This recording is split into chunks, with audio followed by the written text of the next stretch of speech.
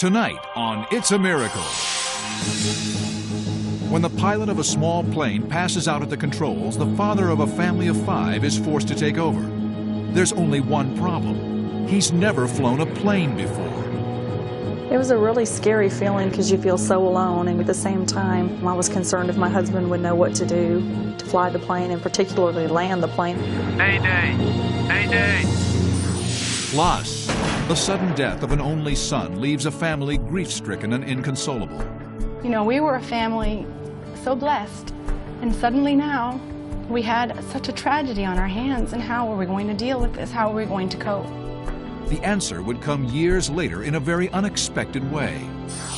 And the harrowing story of a woman who goes into labor miles away from the nearest hospital. Honey, I can't make it. Pull over. My first thought was, I want to make it to the hospital. I don't want to have the baby on the side of the road. But when your wife's screaming at you and telling you that the baby's coming, you really don't have time. That's when I decided I have to pull over at the first spot I can find.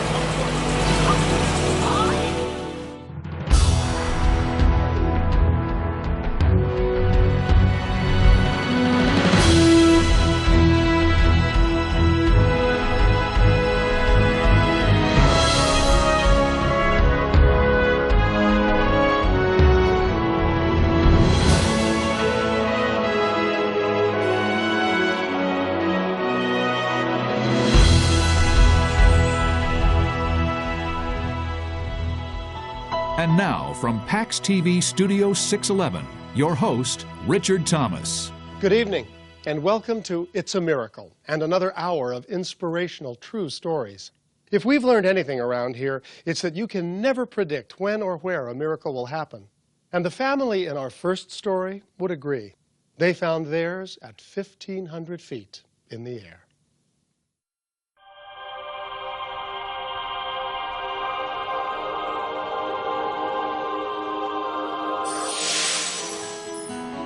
On August 5th, 2000, Henry and Becky Anhalt and their 3 sons boarded a small plane to return home from a church-related trip to the Bahamas.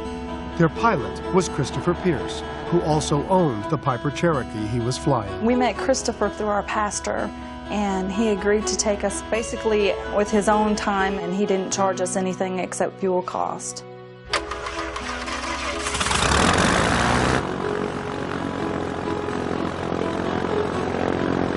99er X-ray, you are clear for takeoff on runway 27.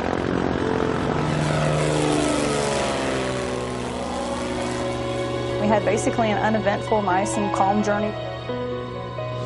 The skies were beautiful. The Caribbean was beautiful.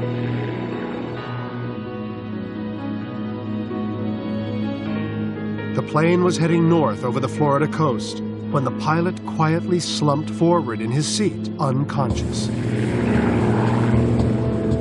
Not knowing what else to do, Henry grabbed the controls. I saw that my husband had the yoke of the plane, and I said, "Why are you flying the plane?" And he looked at me very seriously, and he told me, "Christopher's passed out, find some smelling salts." So I looked everywhere. I looked for first aid kits all over the place. I can't find anything anywhere. What should I do? What's going through my mind is, you've got to be kidding. This doesn't really happen. This isn't real. Unfortunately, it was all too real. And unless the pilot regained consciousness, the reality of the situation would soon become deadly.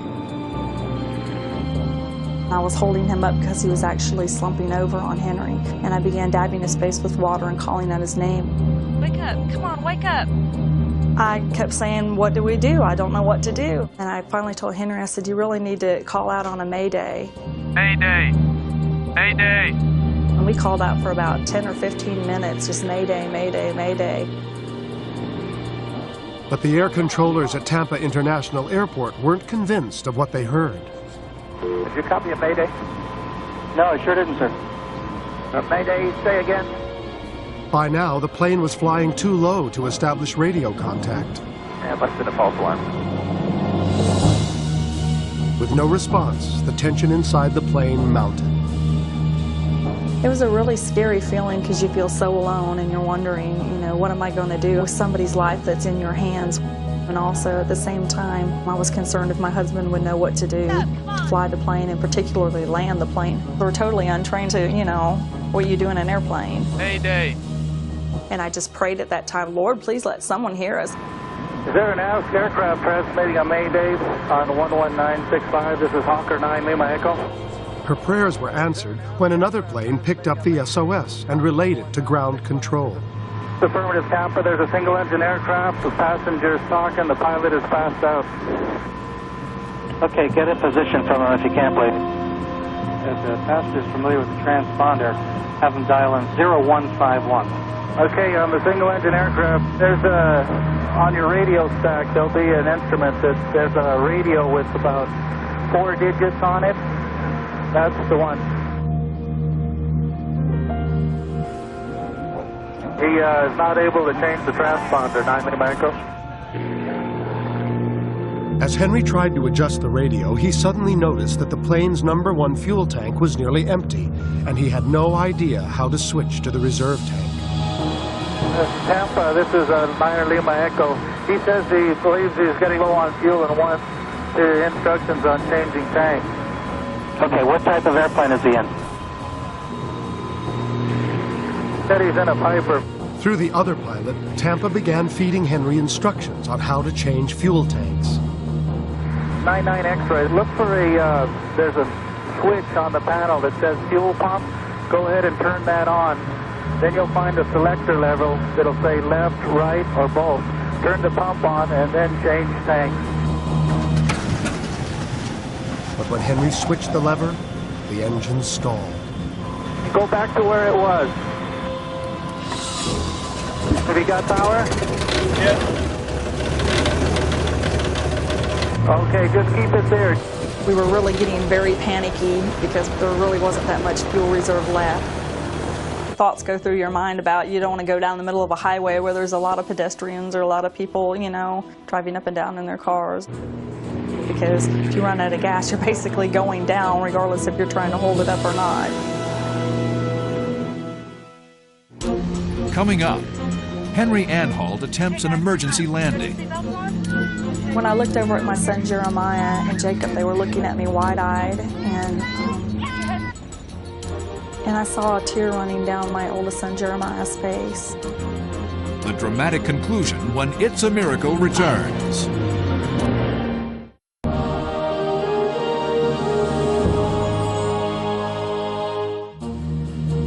When the pilot of a small Piper Cherokee passed out at the wheel, a passenger was forced to take over the controls. But Henry Anhalt had no experience flying or landing a plane. And with the #1 fuel tank nearly empty, it was only a matter of minutes before the plane would go down. Meanwhile, ground control was desperately trying to maintain contact with the aircraft.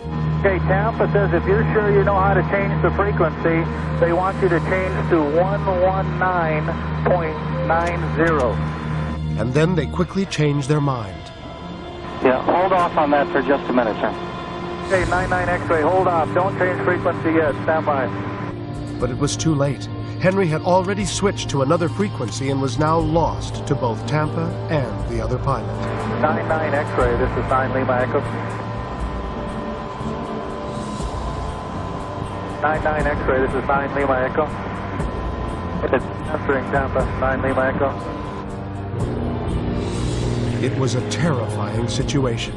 The Anhalts were once again on their own and at a total loss of what to do. Without radio contact and with their fuel gauge hitting empty, only an experienced pilot would be able to save their lives. But what the Anhalts didn't know was that their pilot was dead. Have a Mayday. Mayday. We're circling over Gilbert Field at 2000. And then, just when all seemed lost, another transmission came over the radio. This is 739 Romeo Tango. I'm an instructor.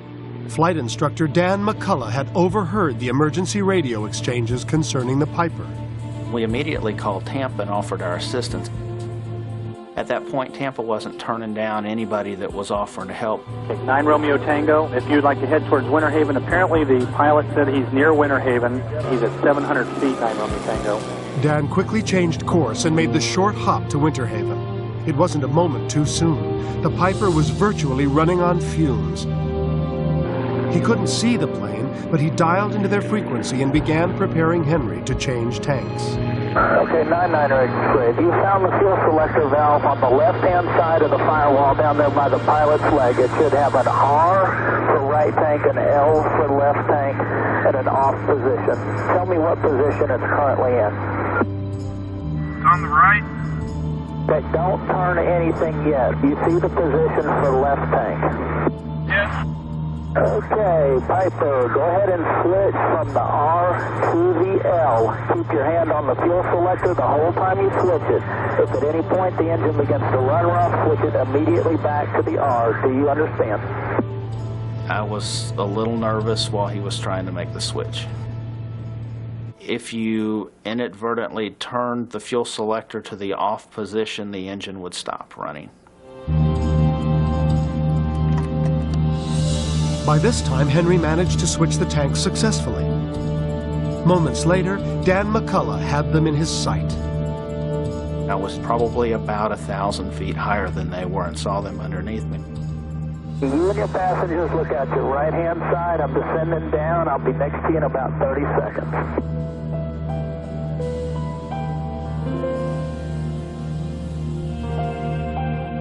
It was just an awesome sight to see that plane.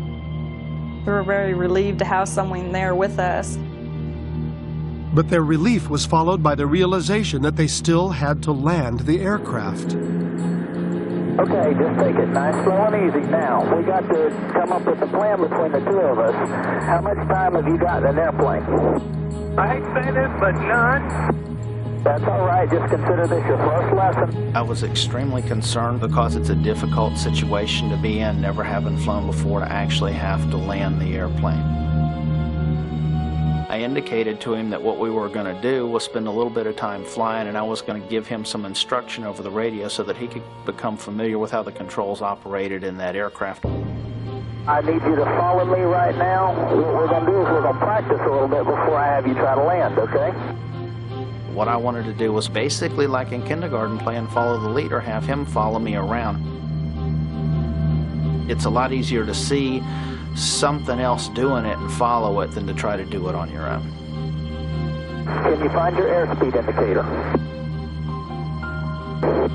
Yep. Okay, what you want to do is you probably don't want that thing to get down below about 70 the way you're flying right now, okay? He was doing an excellent job of maintaining control of the aircraft, listening to the instructions I was giving him. You also have to lower the nose. Pitch for airspeed, power for altitude. Remember that. But Dan knew that the greatest danger still lay ahead. Follow me. We need to go back toward the airport. Hey, you see that big, long runway? Yep. That's where you're going to land. All too soon, the moment of truth had arrived. It was time for Henry to put the Piper down on the ground. Hey, I want you to follow me right down to the airport. I'm not going to land, but you are, okay? Absolutely, without a doubt, the most challenging part of any flight is landing an aircraft. The one thing you can never be sure about with somebody that hasn't flown before is how they're going to react when they have to land. I need you to keep your nose level or slightly above the horizon, okay? The sight of the ground rushing up to you is scary. I mean, there's no other way to describe it. At the last minute, Henry's fear got the best of him, and he aborted the landing.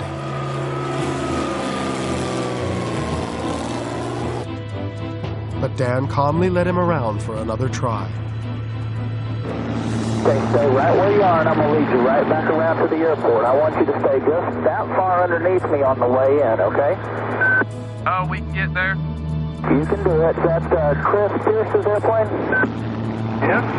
I thought I knew it well. I've actually got a little time in that airplane, so I know what we're doing. You just follow me, okay? As Dan chatted casually, he carefully maneuvered his plane behind the Piper.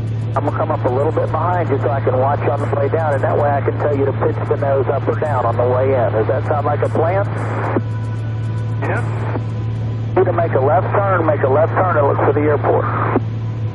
I have the airport side, I believe. Inside the Piper, the family braced themselves for the dangerous descent. When I looked over at my son Jeremiah and Jacob, they were looking at me wide-eyed, and I saw a tear running down my oldest son Jeremiah's face. You could tell that he was really scared. I prayed that the pilot would wake back up and he could land, but then it was too late. My dad had to land, and the pilot said, "You ready to land?" And he said, do I have a choice? I guess I have no choice, do we? Throttle back just a little bit, then pull the flat bar up. Okay, pulling flat bar up. An approach to landing down to 5 feet is something you can talk anybody through. At the point he got 5 feet off the ground, it was kind of time for fate to take over. It was a very scary feeling to feel the dips. I was so nervous I felt like I was going to pass out.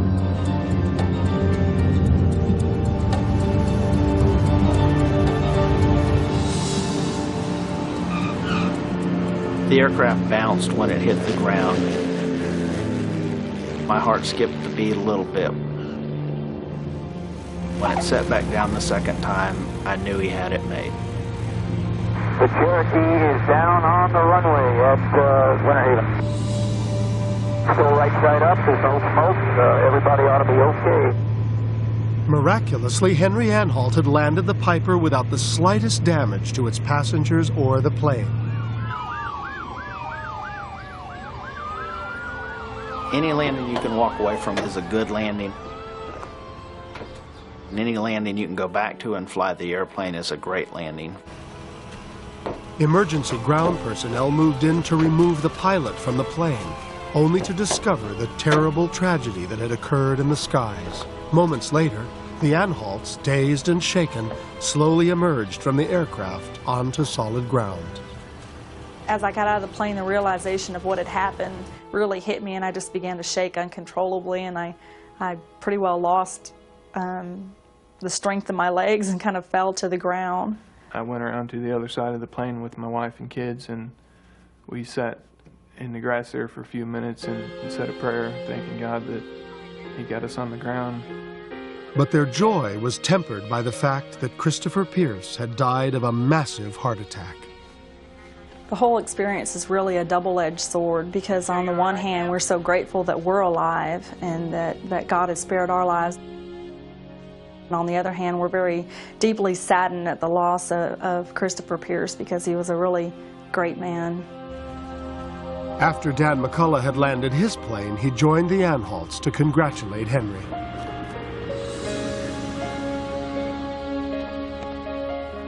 I can't say enough positive things about the job Henry did in landing that aircraft. It's just unbelievable to me the amount of poise and confidence that he showed in working with me to successfully land that airplane. In the end, there's no doubt in anyone's mind that what happened that day was miraculous. We prayed for wisdom, and God sent us a flight instructor. Dan McCullough being there when we needed him, exactly who we needed at the time that we needed him. I just think it's miracle after miracle. The old-timers at the airport said there's no way I could have landed that plane without divine intervention. And I just give God the glory that He got us on the ground safely.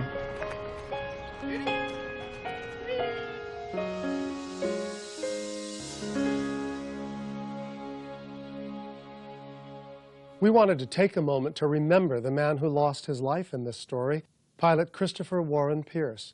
Chris was married, the father of 3 children, and a valued member of his community.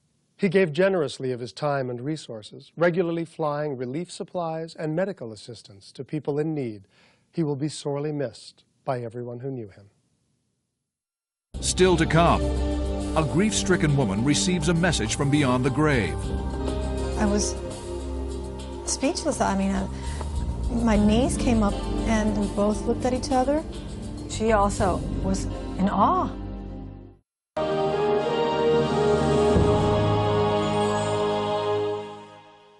When the death of a loved one happens suddenly, without warning, Friends and family are often left without the comfort of a final goodbye. Well, the family in our next story experienced such a loss, but they also experienced a mysterious and miraculous event that would ultimately ease their pain and sorrow.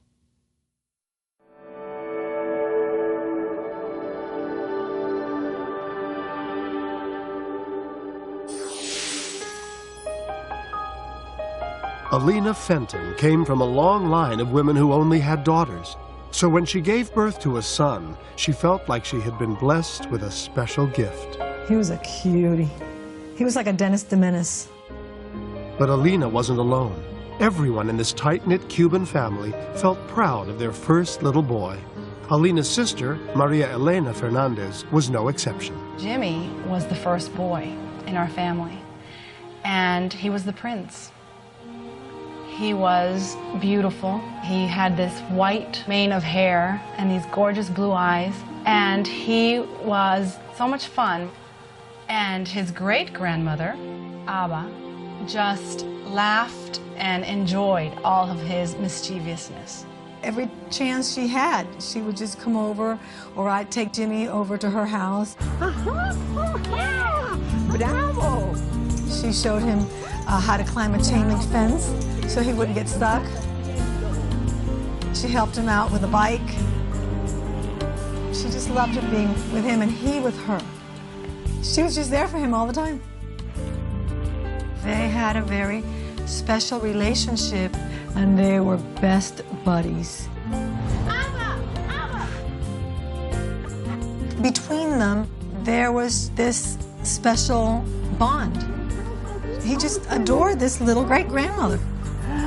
Qué linda la... Jimmy really just liked being with her. She had a sense of peace about her. As Jimmy grew, the bond deepened because he now could confide in her. He could ask her for advice. He was so big, and she was the little petite great-grandma, but yet they were like kindred spirits. And then, in 1994, the Fenton family was shattered by an unbearable tragedy. And it was like 7:30 in the morning, and I get a knock on my door, and there were these two somber police detectives. They had this look of just something terribly gone wrong. Jimmy had become the innocent victim of an attempted armed robbery. They told me that there had been a terrible accident the night before, that Jimmy had been shot and was dead. And my insides went just cold. You know, we were a family so blessed. At all our gatherings, we would thank God because we were blessed. And suddenly now, we had such a tragedy on our hands, and how were we going to deal with this? How were we going to cope? I couldn't bear to tell my grandmother that her prince was dead. So finally I knelt down next to her chair and she held my hand and I said, "Something is wrong." And she said, "I know, Jimmy's dead. I know he's gone." She knew in her heart that he was gone. 5 years later, the family would face another loss when Magda Sanchez, the grandmother they called Abba, was diagnosed with terminal cancer. We knew it was just a matter of days, maybe a week. We all stayed with my grandmother at my mother's house. Sometimes I wanted to get so close to her and feel her warmth. I laid down next to her. Abby.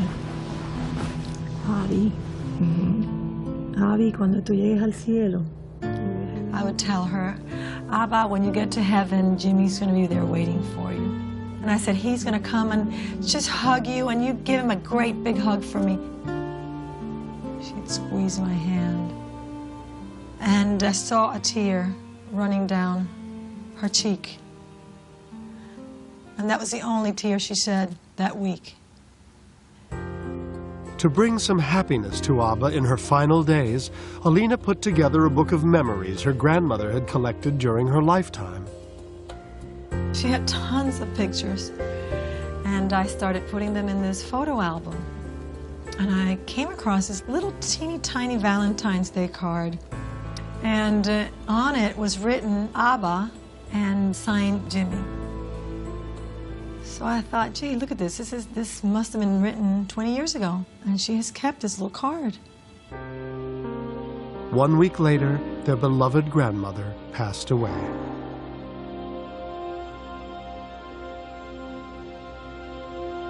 We all hugged, we cried. You know, she was 95. You never want to say goodbye. We had many friends and family attend the viewing, and when you walk into the chapel, you write your name in the book so the family knows that you came to pay your respects. As she was leaving the funeral parlor that evening, Alina's mother, Celia Rhodes, had an unsettling premonition about that book. We used to have a custom to stay overnight with our dead in the funeral place. And I wanted to stay, but they won't let me. And I said, but what about the book? The book is there. I want to put the book away. Leave it. Leave it here? Yeah, leave it. You sure? It'll be fine. And we all walked out together, and once outside, we said some more goodbyes and more hugs, and the funeral director locked the door.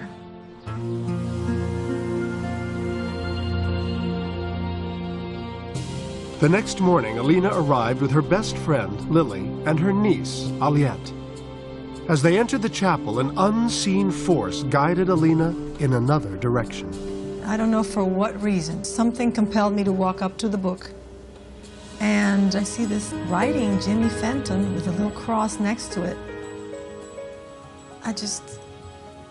I was speechless. I mean, my niece came up with me, and she looked at it, and we both looked at each other. Alina says, I hate to say this, but it's Jimmy's signature. You know, call me, you know, crazy or anything, but Jimmy was here after we left. You know, she also was in awe. Speechless. We knew it was Jimmy's writing. Alina's best friend Lily wasn't completely convinced. Immediately I thought, well, it must have been somebody who wanted his presence felt here and just wanted everybody to know, well, he's also here. So I began to ask on my own, well, did you do it or did you do it? And asked a lot of people, and everybody said, no, of course not. You know, why would I do that? Alina goes to this friend of mine, and she asked, Yvonne, were you the first person here? She said, yeah. Was anybody? No, they opened the room for me. I knew in my mind, when I saw the writing on the guest book, I knew I had just seen that a couple of days before on the little card, the little Valentine's card that Jimmy had written my grandmother. So I just couldn't wait to come home and compare them. Wait till you see this. And sure enough, when I put one next to the other... Look at the Jimmy. Look at the M and the Y. We just looked at each other. We knew. It was Jimmy's writing. That's his signature. That's his way he wrote his name when he was little. And there are some papers that he wrote in high school that are written the same. Now look at Fenton. Look at the F, the E, N. It was his handwriting, and we take it as a sign. Jimmy's telling us, I heard you, I've got Abba, I've given her a hug, and we're okay. It means to me that he's here. I mean, I may not be able to see him or touch him or hug him, but he's here with us all the time. This inexplicable sign brought a sense of closure to Alina and her family, and with it, the knowledge that love can transcend space and time. I've always asked for a sign. I've always said, Jimmy, send me a sign. Send me a sign. I got it.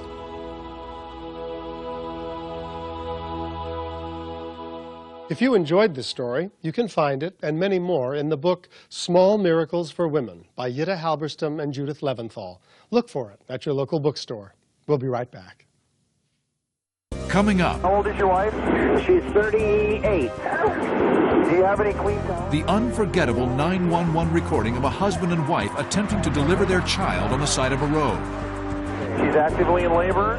Yes. I can definitely hear Mrs. Jorgensen screaming in the background, and it sounds as though she's in quite a bit of pain. Hold on, hold on.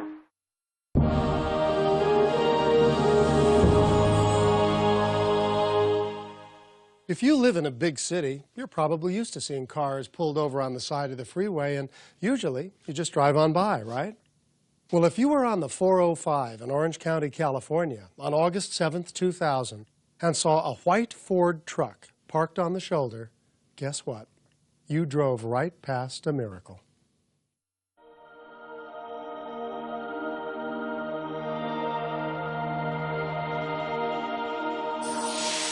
Toni Jorgensen was expecting her second child, and her due date had come and gone.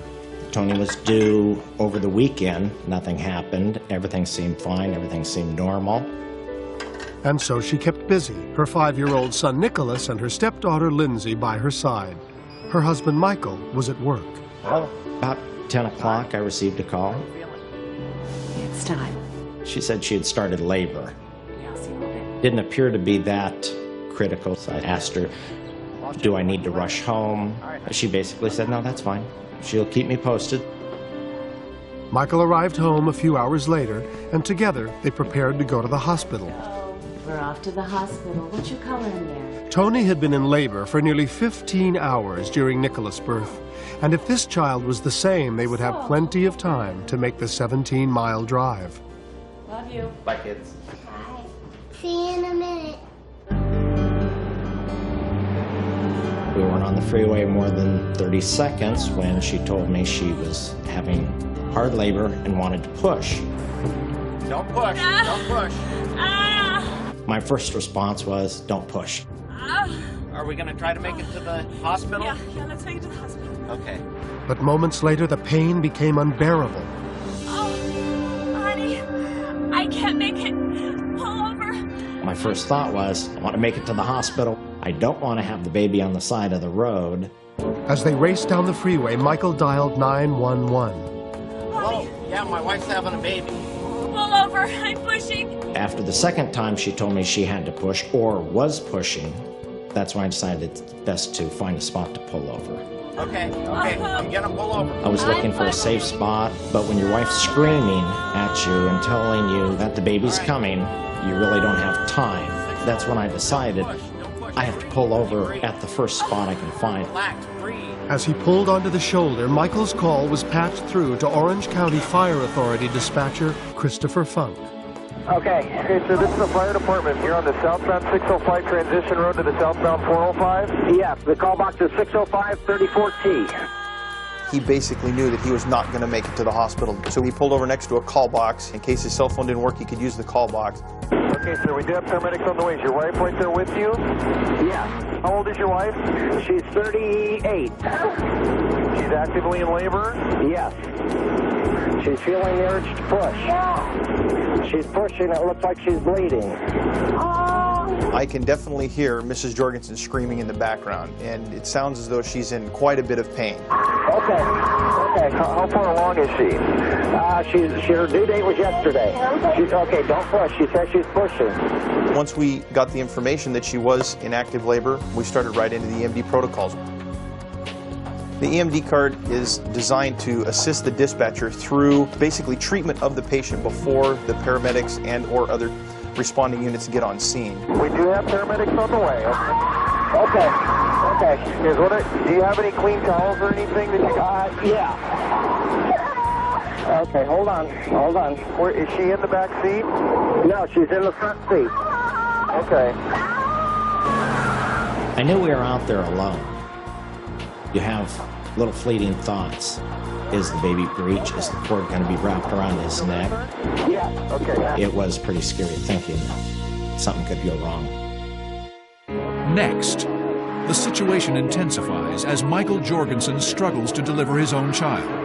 It's not the head. It doesn't look like the head. It's just a sack. Okay, it looks like a sack? Yeah. The emotional conclusion when It's a Miracle continues.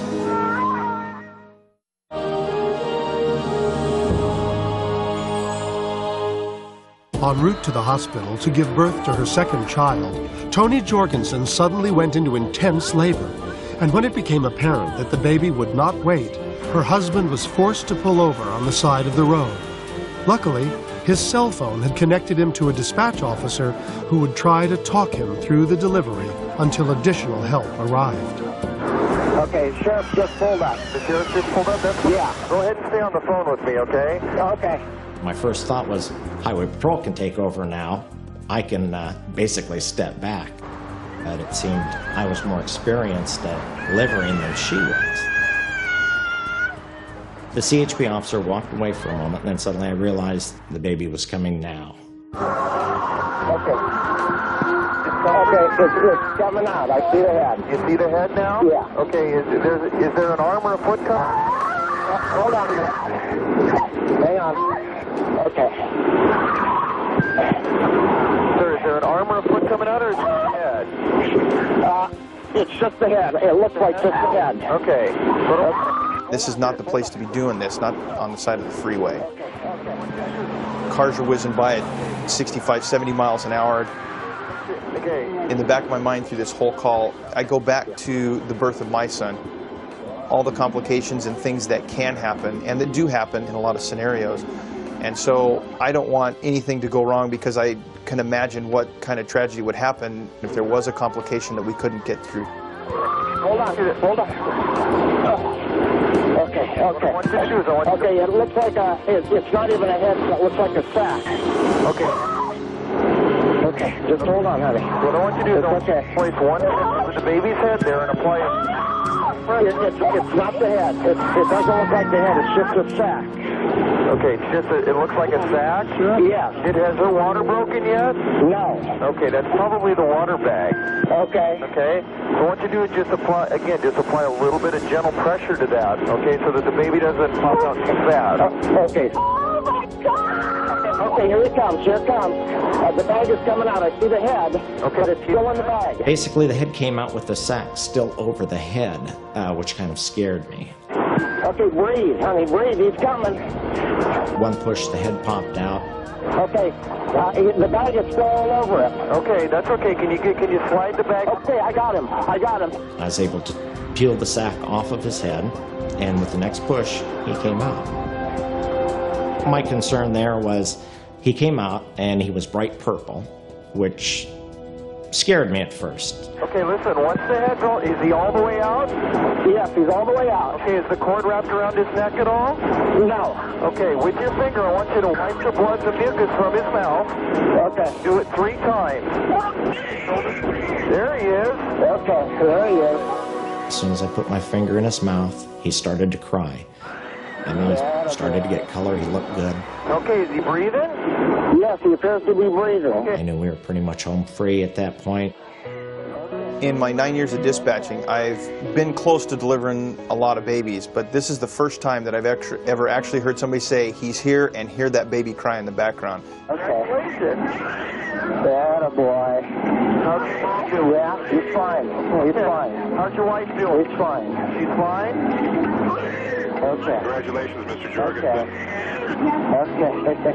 I had that at 2:50 p.m., 14:50. It's nice to know at the end of the day that there was a little baby brought into the world, because all of our training, all of our abilities that we have here definitely paid off. When Orange County paramedics arrived on scene, there was little left to do but transport Toni and her newborn son to the hospital.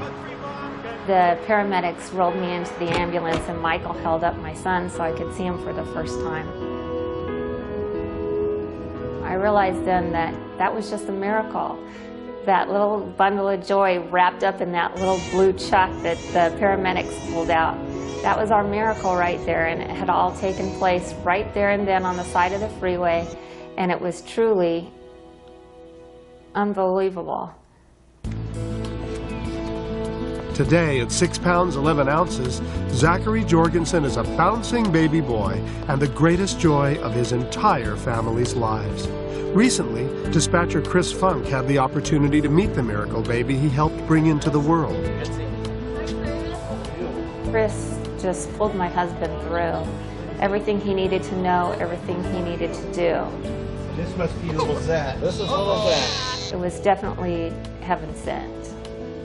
I love you, Zachy. I love you, little. Every time I hold Zachary, I kind of look at Mike and we sort of just give a little chuckle that we couldn't believe the whole thing happened. I can't make it.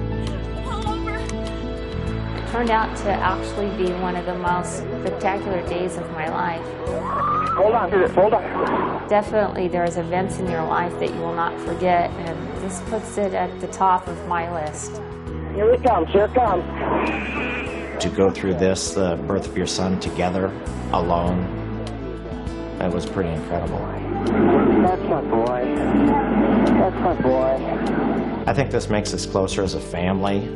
Tony, myself, Zachary, Nicholas, and Lindsay. I think we're all close because of this experience. It's a pretty incredible story, and I'm sure we'll be telling it for years to come.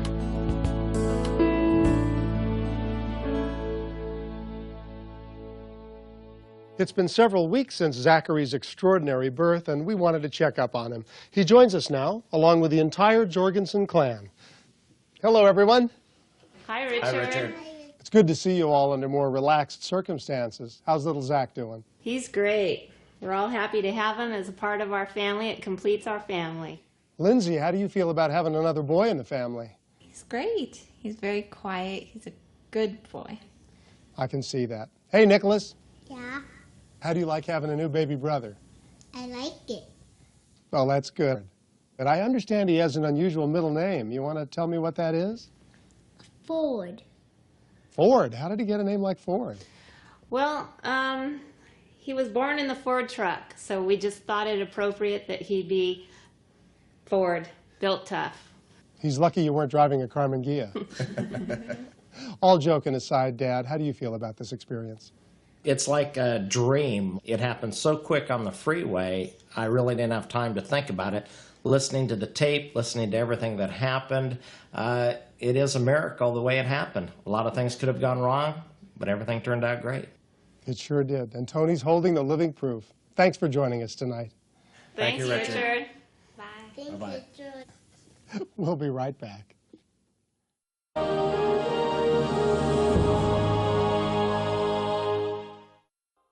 That's our show for this evening. Thank you for joining us, and a special thanks to all the people who shared their remarkable stories tonight on It's a Miracle. It's our hope that whenever you need one, you'll find a miracle in your life, too. Until next time, I'm Richard Thomas. Good night.